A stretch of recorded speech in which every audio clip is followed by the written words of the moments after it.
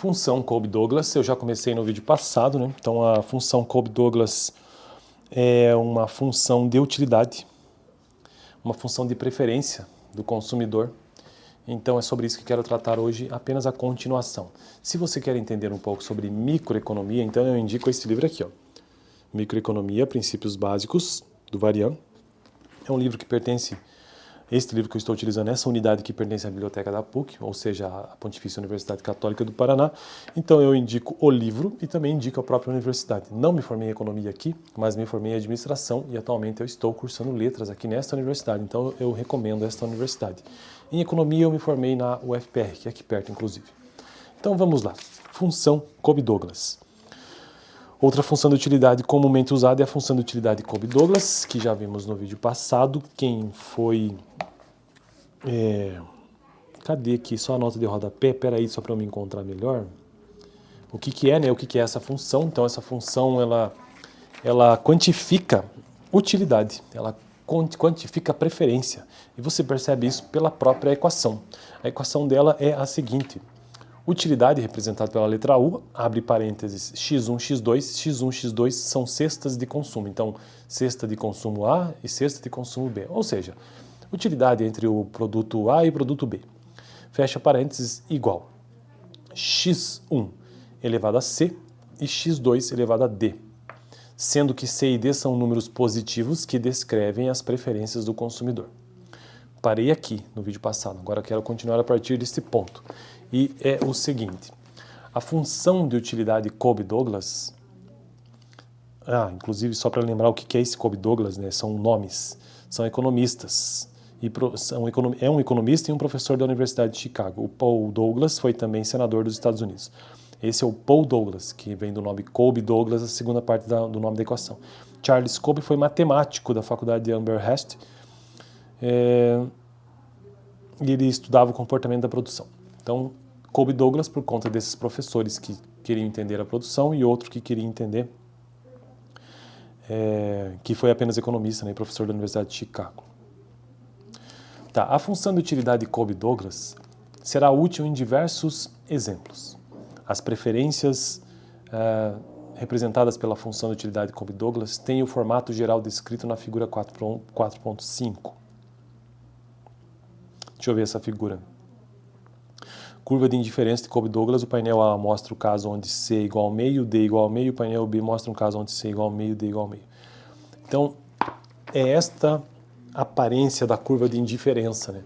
Curva de indiferença é um conceito aí de economia também, que mostra o nível de indiferença que um consumidor tem em relação a produtos. Então, tanto faz o produto A ou o produto B, e existe uma curva que mostra graficamente isso, que ele está a que nível de indiferença. Então aqui, ó. Como eu não edito esses vídeos, eu não consigo deixar na tela, né? Tá. Então, na figura 4.5b, ilustramos as curvas de indiferença de C meio e D 4,5. Observe como a diversidade de valores dos parâmetros C e D conduz à forma distinta das curvas de indiferença. As curvas de indiferença Kolbe-Douglas são bem parecidas com as boas curvas de indiferença monotônicas convexas que chamamos de curvas de indiferença bem comportadas. Lá do capítulo 3, né? As preferências Kolbe-Douglas são um exemplo típico de curvas de indiferença bem comportadas e, de fato, a fórmula que as descreve é a expressão algébrica mais simples que gera preferências bem comportadas. Consideraremos as preferências Kolbe-Douglas como um instrumento muito útil para apresentar exemplos algébricos dos conceitos econômicos que serão estudados adiante. É claro que a transformação monotônica da função de utilidade Kolbe-Douglas representará exatamente as mesmas preferências, e vale a pena ver alguns exemplos dessas transformações.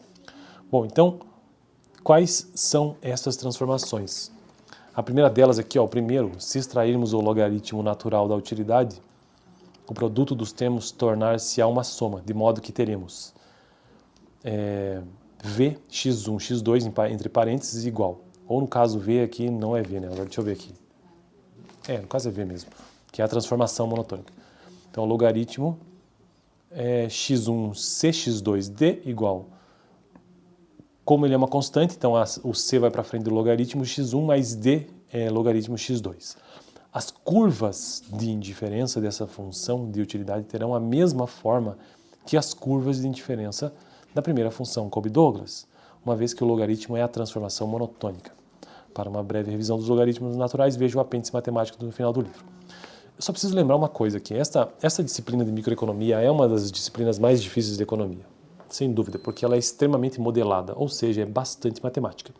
Meu objetivo aqui no canal não é explicar fórmulas matemáticas, até porque eu não sou matemático. Em economia a gente tem uma base matemática, sim, cálculo 1, cálculo 2, enfim, outras disciplinas, mas eu não tenho capacidade para isso. Então eu não consigo trazer a explicação matemática, eu consigo apenas mostrar o que tem no livro e dizer qual que é a fórmula e trazer os conceitos básicos. E então é isso, né? Então para o segundo exemplo, vamos supor que começamos com a forma Kolbe-Douglas básica, Vx1, x2 igual a x1c, x2d no exponência, elevando em seguida a utilidade potencial, a utilidade da potência 1 sobre c mais d, que é a transformação, né? Obtemos x1 elevado a c sobre c mais d, multiplicado por x2, d dividido por c mais d. Essa equação aqui assim. Será que vai focar? Aqui. Definamos um novo número, a igual a c dividido por c mais d. Agora podemos escrever a nossa função de utilidade como Vx1, x2 igual a x1a mais x2, 1 menos a, né? Sendo que a é o c igual a c por c mais d.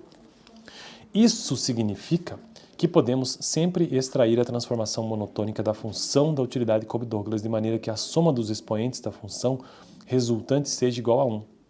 Isso terá uma interpretação útil mais adiante. A função de utilidade Kolbe-Douglas pode ser expressa numa variedade de maneiras. Você deveria aprender a reconhecê-las, uma vez que essa família de preferências é muito útil para exemplos. Então é isso para o vídeo de hoje. Finalizei então por essa preferência Kolbe-Douglas, mostrei um pouco do gráfico e também qual que é a equação, que na verdade é o principal, né? E no próximo vídeo quero tratar sobre utilidade marginal, talvez 1 ou 2 vídeos sobre isso, desse tópico, beleza? Lembrando, estou construindo uma playlist nesse canal sobre microeconomia, que faz parte de uma playlist geral sobre economia, toda segunda, terça, toda quarta-feira, né? Microeconomia, quarta-feira. Valeu!